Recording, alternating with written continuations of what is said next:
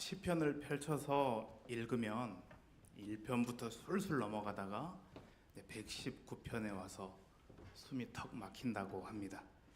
왜냐하면 절수를 보니까 176절이나 되는 것을 보게 되기 때문입니다. 그래서 어떤 한 신학자는 이렇게 표현하더라고요. 한 10계단 정도를 숨 안 쉬고 올라가고 한 20계단 정도를 안 쉬고 올라갔다가 이제 숨 좀 돌려가지고 위를 쳐다봤더니 계단이 176개 있는 것 같다, 이렇게 시편 119편을 표현하기도 했습니다. 차라리 한 5편이나 한 6편 정도로 이렇게 나눠 놓았으면 이렇게 쭉 읽어볼 수 있었을 텐데 이렇게 한 편으로 하다 보니 성경 통독을 하면서도 건너뛸 때도 있고 다른 시편보다 자주 읽지 않게 되는 경향도 있다고 합니다. 보통 시편 하면 찬양이나 또 기도를 떠올립니다. 시편은 찬양이나 기도처럼 하나님을 향한 표현만으로 구성되어져 있지 않고 하나님과 나, 또 이웃과 나, 그리고 나 자신과의 관계를 드러냅니다. 시편 119편에도 이 세 가지, 하나님과 나, 나와 이웃, 또 나 자신과의 관계가 다 나옵니다. 그렇기 때문에 시편 119편은 나눠서 읽으면 안 되고 처음부터 시작했으면 176편까지 끝까지 읽어 보아야 합니다. 그리고 맨 마지막 절에 이 시편의 자신의 모습에 대해서 얘기하고 있는데 그 상태까지 알 때 시편 또 119편을 더 잘 이해할 수 있습니다. 시편 기자는 다른 이로부터 심한 회방과 멸시를 받는 중에 있습니다. 그러나 그의 태도는 변하지 않습니다. 하나님의 말씀을 대하는 태도와 그 간구는 끝이 없습니다. 그런데 이런 말씀에 대한 사랑과 구원의 간구에도 불구하고 그의 기도는 응답이 되고 있지 않습니다. 마치 자신은 길을 잃어 주인에게서 멀리 떠나 방황하고 있는 양으로 비유하고 있습니다. 또 목자이신 하나님이 그를 찾아와 주시고 또 돌봐주시기를 간청하면서 이 시편 119편을 맺고 있습니다. 그럼에도 불구하고 119편은 고난 중에도 가장 최고는 다른 어떤 게 아니라 살아있는 하나님의 말씀이다 라고 이렇게 고백하고 있다는 것이죠. 시편 119편은 잘 아시다시피 담임 목사님께서 계속 말씀해 주신 것처럼 8절씩 이렇게 22개의 단락으로 되어져 있습니다. 그러니까 8 곱하기 22에서 176이 나오게 되는 것이죠. 쉽게 한글을 예로 들어서 말씀드리면 1절에서 8절은 기역, 9절에서 16절은 니은, 그리고 디귿, 이런 순서로 되게 된다는 거죠. 이런 시를 바로 이합체, 아크로스틱이라고 또 부릅니다. 또 보게 되면 이 앞에 있는 글자를 따가지고 행시를 짓는 것 때문에 행시를 지어보려다가 챗GPT를 한번 이용해서 제가 한번 기자촌 교회를 넣고 오행시를 해달라고 이렇게 한번 해봤습니다. 특별히 또 챗GPT는요, YG앱 리테일이라는 곳에서 한국의 스마트폰 사용자를 조사했는데 2025년 8월에 사용자 숫자가 2031만 명으로 기록이 됐다고 합니다. 이는 한국인 스마트폰 사용자가 한 3,688만 명 됐고 안드로이드 사용자가, 그리고 iOS, 아이폰이죠, 한 1,432만 명, 그러니까 5,120만 명이 사용하는데 그 중에 40%가 무엇을? 챗GPT를 사용하고 있다는 거죠. 연령대를 또 보게 되면 20세 미만 한 13.6%, 20대는 24.2, 30대는 22, 40대는 22.4, 50대는 12.6, 60세 이상도 사용합니다. 5.2%입니다. 그런데 20대에서 40대까지 연령대가 전체 사용자의 한 70% 정도를 이렇게 이용하고 있다고 합니다. 이런 AI에 기자촌 교회로 오행시를 부탁했더니 이렇게 대답했습니다. 기쁨으로 모여 자유함을 누리며 촌스럽지 않은 복음의 능력으로 교회의 머리 대신 그리스도를 높이고 회중이 함께 하나님 나라를 세워갑니다. 이걸로 끝나지 않고요, 마지막에 한 그 대답을 더해 주더라고요. 혹시 원하시면 조금 더 유머스러운 버전이나 감성적인 버전도 지어드릴까요? 라고 물어보길래 제가 여러 버전으로 추천해주면 좋지라고 다시 이렇게 명령을 했더니 경건한 버전으로 줬습니다. 기도로 시작하여 자비로 충만하며 촌락 같은 따뜻함 속에 교회의 사명을 감당하고 회개와 믿음으로 주께 나아갑니다. 경건 모드로 이렇게 오행시를 지어준 거죠. 두 번째는 유머스러운 버전입니다. 기분 좋게 예배드리면 자연스럽게 밥맛도 좋아지고 촌스러운 건 교회 건물 말고 교우들의 사랑은 도시보다 풍성하고 회식은 늘 은혜와 웃음이 넘칩니다. 이렇게 표현을 했습니다. 버전이 또 세 번째도 있어요. 청년 감성 버전이라고 해서 기다림 끝에 만난 주님의 품, 자유케 하시는 복음의 향기, 촌스러워도 진실한 사랑이 있고 교체하는 삶의 길 위에서 회복을 노래하는 공동체, 이렇게 해주었습니다. 계속 하고 싶을 정도로 마지막 한 가지 선교적인 비전을 이렇게 줬는데요. 기쁨을 안고 나아가며 자녀 세대를 복음으로 세우고 촌마다 나라마다 그리스도 전함의 교회를 통해 하나님 나라가 확장되고 회심의 역사를 경험합니다. 이렇게 해가지고 적어 주었습니다. 또 이 합체시를 우리가 기억을 하면서 알파벳시로 지어졌을 텐데 또 이렇게 초성을 따서 적어보는 것도 우리 신앙에 또 도움이 되고, 또 기회가 되신다면 또 챗GPT 한번 물어보셔서 본인의 성함으로 한번 초성을 이렇게 내보는 것도 하나의 해볼 수 있는 일일 것 같습니다. 그럼에도 불구하고 시편 이 119편에서 주는 이 교훈이 또 있습니다. 하나님을 구하고 그의 말씀을 지키는 자는 반드시 행복하다라는 사실을 시편 119편 전체를 통해서 말씀해 주고 있습니다. 그리고 이 말씀을 통해서 우리는 하나님이 어떤 분이신지 알고 우리가 하나님이 원하시는 삶을 살도록 이끄는 지침이 되고 준수해야 될 명령이다라는 것을 알려주고 있습니다. 세 번째는 참 은혜가 되는데요. 고난 중에도 행복할 수 있는 것은 바로 하나님의 말씀 속에서 기쁨과 위안을 찾을 수 있기 때문이다라고 고백을 하는 것입니다. 그러니까 시편 119편 1절에서 176절까지 계속해서 이렇게 묵상하게 되면 이 세 가지로 이제 압축된다라는 사실을 말씀해주고 있는 것입니다.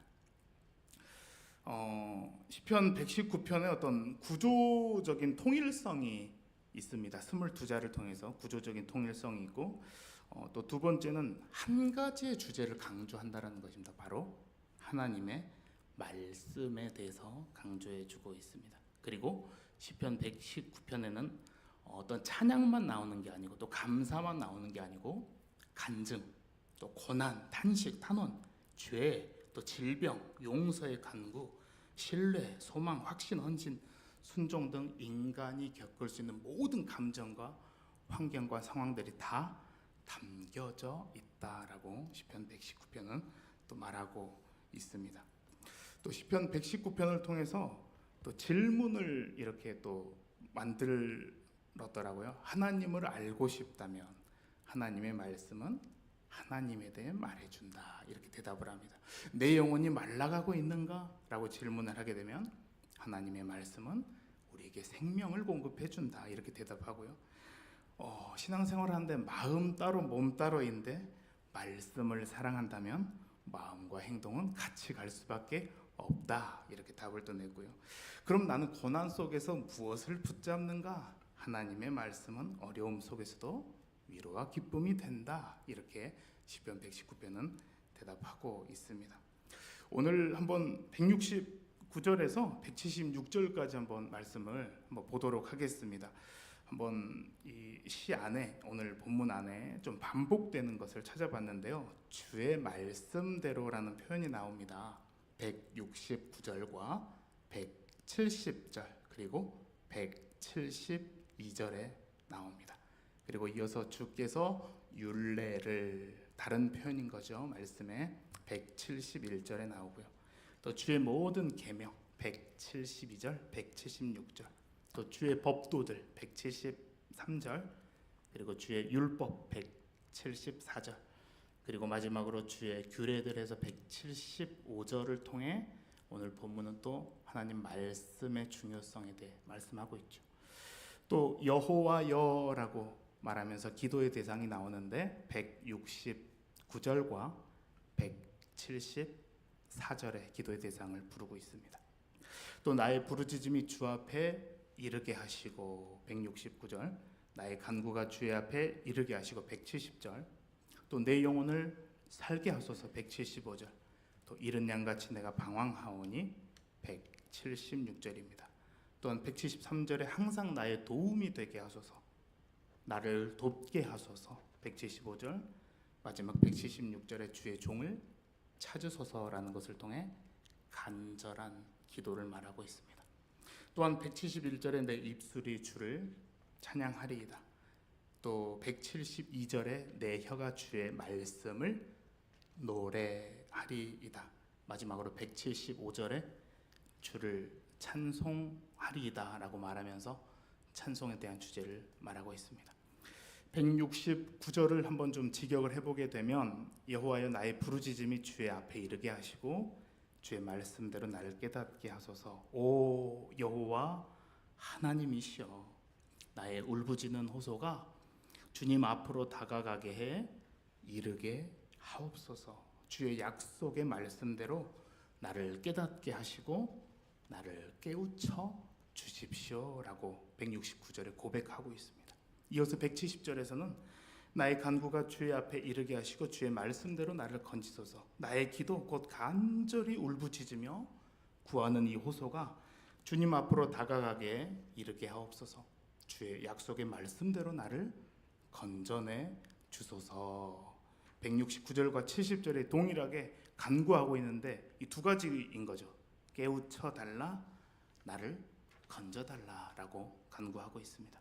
171절도 주께서 율례를 내게 가르치심으로 내 입술이 주를 찬양하리이다. 주께서 주의 율례 곧 주님의 뜻을 친히 내게 가르쳐 주시오니 내 입술이 주를 찬양하는 일들로만 솟아나게 해 주옵소서라고 말합니다. 72절도 주의 모든 계명들이 의로움으로 내 혀가 주의 말씀을 노래하리이다. 주의 모든 계명들이 공의로움으로 곧 정의시오니 내 혀가 주의 약속의 말씀을 노래하게 하소서라고 고백합니다. 173절은 내가 주의 법도들을 택하였사오니 주의 손이 항상 나의 도움이 되게 하소서. 내가 주의 교훈 곧 주님의 지신 법령대로 살기로 내가 결심했으니 주의 손을 뻗어 나의 도움이 되게 하소서. 174절에 여호와여 내가 주의 구원을 사모하여 싸우며 주의 율법을 즐거워하나이다. 오 여호와 하나님이시여, 내가 주의 구원을 애타게 기다리며 사모하오니 주의 율법 곧 주님의 가르침이 나의 즐거워하는 기쁨이 되었습니다 라고 말합니다. 175절에 이어 내 영혼을 살게 하소서. 그리하시면 주를 찬송하리이다. 주의 규례들이 나를 돕게 하소서. 이 몸 곧 내 영혼이 살아 주를 찬양하게 하시고 주의 법 곧 주님의 바른 판단이 나를 붙들게 도와 주십시오라고 고백합니다. 마지막으로 176절에 이른 양같이 내가 방황하오니 주의 종을 찾으소서. 내가 주의 계명들을 잊지 아니함이니이다. 이 몸 곧 내가 잃어버린 양같이 길을 잃고 방황하오니 어서 오시어 이 주의 종을 찾아 주옵소서. 내가 주의 계명들 곧 명령들을 잊지 않고 소홀히 여긴 적이 한 번도 없으니까요 라고 이렇게 고백합니다. 그래서 시편 오늘 119편 169절에서 176절을 통하여 신앙의 삼박자를 발견할 수 있는 것이죠.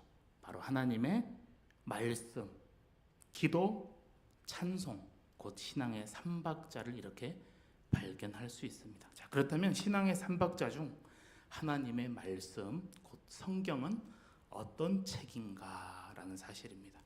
바로 하나님의 말씀, 곧 성경은 하나님의 감동으로 기록된 책입니다.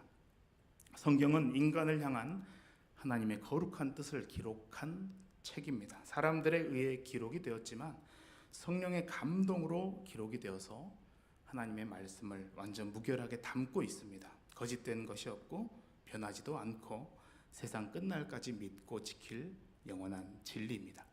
성경은 예수님 출생 1500년 전부터 쓰여지기 시작했습니다. 그리고 예수님 탄생 100년 후까지 쓰여졌습니다. 약 40여 명의 사람들이 하나님의 감동을 받아 기록했습니다. 우리가 지금 사용하고 있는 이 개역 성경은 1611년 헬라어 성경에서 영어 성경으로 번역이 되었고 약 100여 년 전 외국 선교사들과 우리 성도들의 노력으로 번역이 된 책이기도 합니다. 성경의 가장 큰 목적은 예수 그리스도를 믿고 구원을 얻는 데 있습니다. 또한 성경은 하나님께서 감동을 주셔서 기록이 되었기 때문에 우리 삶 가운데 무엇이 잘못되었는지 알게 해주고 그 잘못을 바로잡아주고 더 나아가 의롭게 사는 법을 알려줍니다. 말씀을 통해 하나님을 바르게 섬기는 자로 준비하게 되고 모든 좋은 일을 할 수 있는 사람으로 자라게 됩니다. 성경은 예수님의 탄생을 기준으로 구약, 그러니까 예수님 탄생 전, 신약, 예수님 탄생 후로 이렇게 나뉘어져 있습니다. 구약의 39권은 하나님의 천지 창조, 사탄의 유혹과 인간의 타락, 구원의 성취를 위한 예수 그리스도의 오심에 대한 예언, 이스라엘 민족의 역사, 선지자와 예언자들의 행적이 담긴 말씀입니다. 신약 27권은 예수 그리스도가 이 땅에 오셔서 우리 죄를 구속하시고 예수님의 일생과 12제자, 사도들이 보낸 편지, 예수님의 재림에 관한 예언이 담긴 말씀입니다. 1938년에 완성된 개역 성경에 어려운 문장과 원문에 대한 이해를 반영해서 1961년에 개역 한글판 성경이 나왔습니다. 그리고 1998년에 개역 한글판의 난해한 한자어 그리고 한국어 문법에 맞지 않는 말씀들을 수정 번역하여서 지금 사용하고 있는 개역 개정판 성경이 나오게 됐습니다. 이외에도 표준 새번역 성경이 있고 현대인의 성경, 쉬운 성경이 있습니다. 그리고 가장 최근에 번역된 새 한글 성경이 전체 구약과 신약이 완역이 되었습니다. 이 성경을 읽게 되면 더 성경을 쉽게 이해할 수가 있습니다. 평상시 늘 성경을 곁에 두고 날마다 규칙적으로 읽어야 합니다. 일정한 시간을 정해놓고 큐티하고 묵상하는 것이 좋습니다. 더 할 수 있다면 하루 중에 30분에서 1시간을 구별하여 성경을 연구하는 것도 좋습니다. 문단도 나눠보고 하나님도 찾아보고 강조점 및 대조점도 찾아보고 그 안에서 교훈도 책망도 바르게 하고 의롭게 하는 것도 정리하여 말씀을 함께 나누는 것도 좋습니다. 또한 예배 시간에 설교 말씀을 기도 수첩이나 노트 등에 기록하여 우리 삶에 적용하고 각종 성경 공부 모임에 참석하여 꾸준히 성경을 공부하는 것도 좋습니다. 성경 암송 카드를 갖고 다니며 틈틈이 성경 구절을 암송하시는 것도 좋습니다.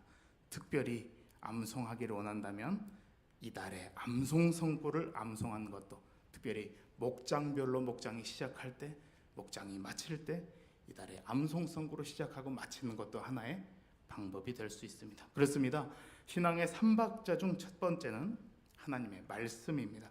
하나님의 말씀으로 하나님께서 인간을 향한 거룩한 뜻을 바로 깨달아 신앙의 3박자의 힘으로 날마다 승리하시는 저와 기자촌의 모든 성도님들이 다 되시길 주님의 이름으로 소망합니다. 신앙의 3박자 중 첫 번째는 하나님의 말씀이었다면 두 번째는 기도입니다. 기도는 믿음을 가지고 진실한 마음으로 해야 됩니다. 기도는 하나님과의 영적인 대화입니다. 하나님은 우리의 아버지가 되십니다. 우리는 그분의 자녀입니다. 그렇기 때문에 기도로 그분과 깊은 대화를 나눕니다. 기도를 영적인 호흡이라고 비유할 정도로 기도는 신앙생활의 가장 중요한 요소입니다. 우리가 태어나자마자 호흡을 해야 하듯이 하나님 자녀가 된 날부터 기도를 시작해야 됩니다. 자녀가 부모와 함께 있을 때 부족함 없이 모든 필요를 받으며 우리가 살아갈 수 있는 것처럼 우리는 기도를 통해서 하나님으로부터 우리의 소원들과 필요한 것들을 공급받을 수 있습니다. 하나님께서는 기도를 통해 영광을 받으실 뿐 아니라 기도하는 하나님의 자녀를 매우 기뻐하십니다. 믿음을 가지고 기도하고 하나님의 뜻대로 구해야 됩니다. 자신만의 사욕을 위한 기도나 하나님 뜻에 맞지 않는 기도는 마치 어린아이가 불이나 칼을 달라고 하는 것과 마찬가지이므로 하나님은 들어주시지 않습니다. 그리고 기도의 마지막에는 하나님과 우리와 중보자가 되시는 예수님의 이름으로 기도해야 됩니다. 기도할 때 급한 일은 즉시 들어주실 때도 있습니다. 우리가 생각만 해도 들어주실 때도 있습니다. 그러나 때로는 오랜 시일 후에 들어주시기도 합니다. 다른 방법으로 응답해 주실 때도 있습니다. 불필요한 것들은 응답해 주시지 않을 수도 있습니다. 중요한 것은 어떠한 응답이 오든 하나님께서는 가장 좋은 방법으로 좋은 때에 가장 최선의 것을 우리에게 주시는 분이라는 사실입니다. 기도는 쉬지 말고 기도하라고 했습니다. 아침에 잠자리에 일어나서 기도하고 잠자리에 들기까지 기도하고 기도로 시작하며 기도로 진행하고 기도로 끝마쳐야 합니다.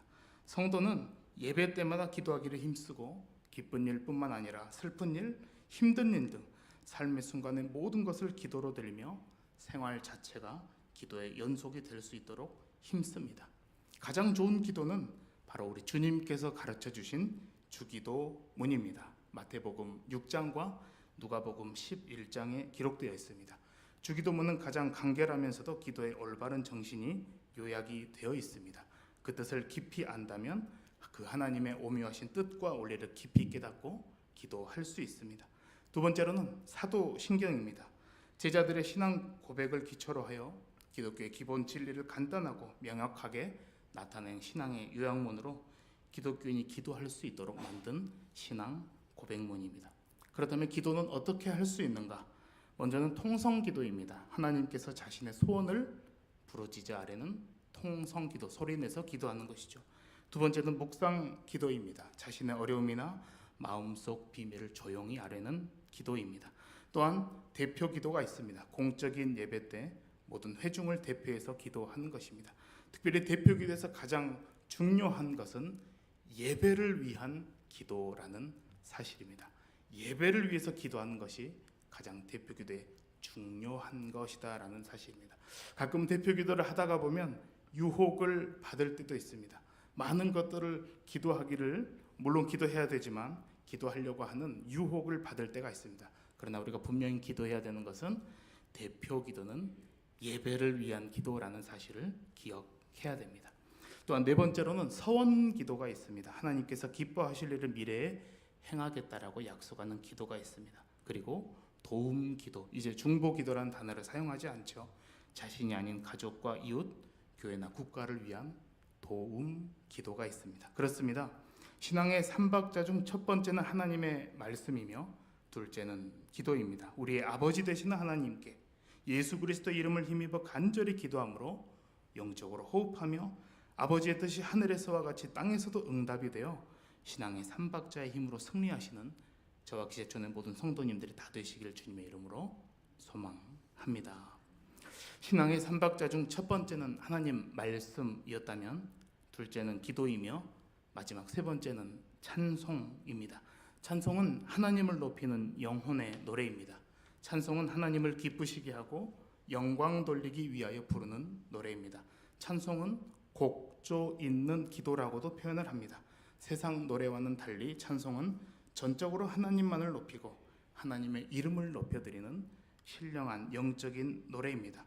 하나님은 우리를 지으신 이유가 하나님을 찬송하도록 지으셨습니다.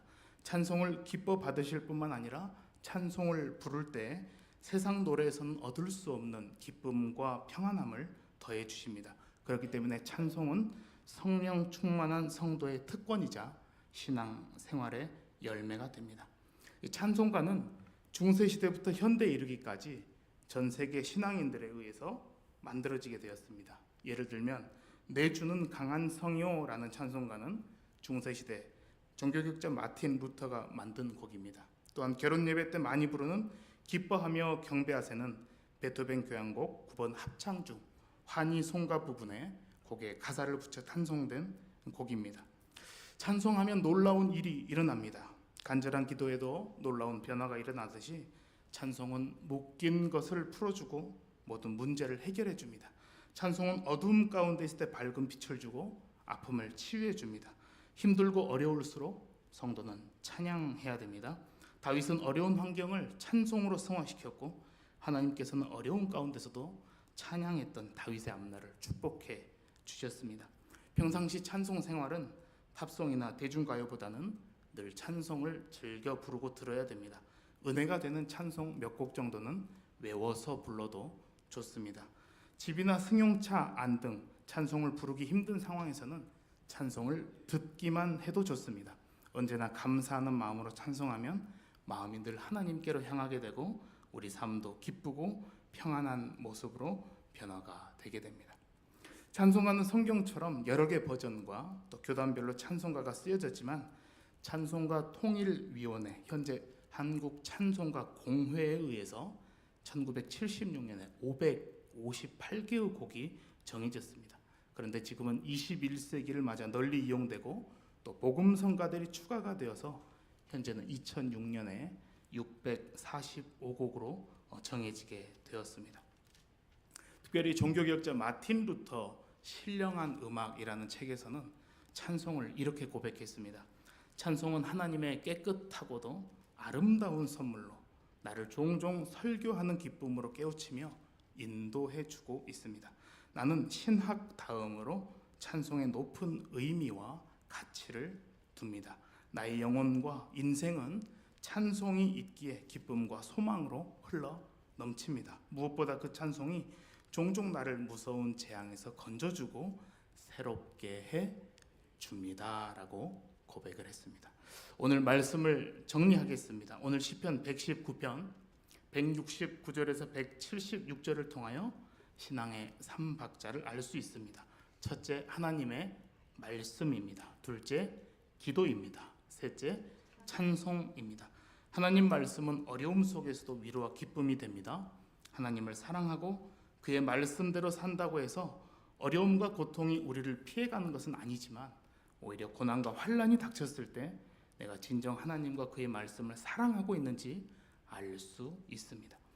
두 번째로 말씀을 붙잡는 기도는 눈앞에 있는 어려움을 거부하거나 무시하지 않고 그 어려움을 겸손히 받아들여 하나님께 계속해서 도우심을 요청하게 됩니다.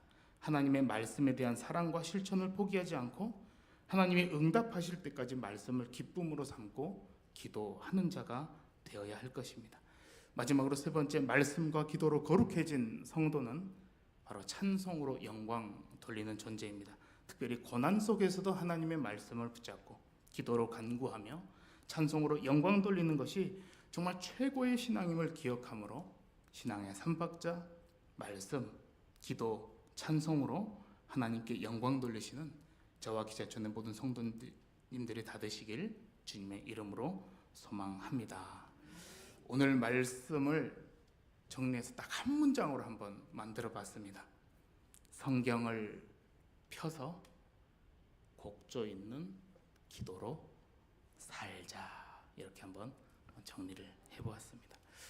우리 들은 말씀 붙잡고 한 1분 정도만 같이 한번 이렇게 기도했으면 좋겠습니다. 특별히 하나님 세상 그 어떤 다른 어떤 곳에서 세임 얻으려고 하지 않게 하시고 살아있는 말씀, 우리에게 생명을 주시는 말씀 안에서 날마다 세임 얻는 저희 모두가 되게 하옵소서. 저희뿐만이 아니라 저희 가정이 말씀 안에서, 우리 교회가 말씀 안에서, 우리 나라가 세계 열방이 하나님 말씀 안에서 세우게 해달라고, 또 특별히 말씀을 붙잡고 뜨겁게 기도할 때 하나님 응답하여 주옵소서. 말씀을 바로 알고 깨달아 영혼의 그 깊은 곳에서부터 찬송으로 영광 돌리는 귀한 삶 살게 해달라고 우리 한 1, 2분 정도만 함께 기도하도록 하겠습니다.